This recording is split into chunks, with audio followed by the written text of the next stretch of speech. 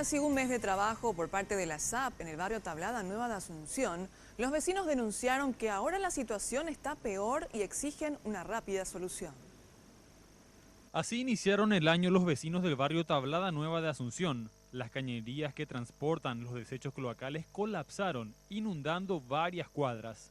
La SAP inició los trabajos de sustitución de los caños, pero ahora una parte de los afectados por esta situación afirman que la solución fue incluso peor que el problema. El sábado vino a taponar ahora el alcantarillado y explotó al lado la otra alcantarilla que se va en mi casa.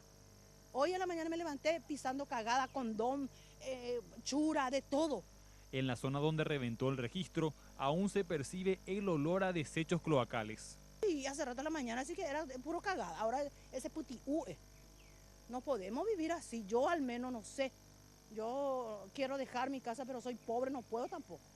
Los vecinos de la zona superior, quienes tenían el mismo problema, afirmaron por su parte que no registraron nuevos inconvenientes. No, la cloaca no colapsó. Con la lluvia no colapsó. Porque la última vez que vinimos recordamos el olor inclusive era bastante. Exacto, así fue. ¿Sin problema entonces? Sin problema ahora. Yo por lo menos no tengo problema.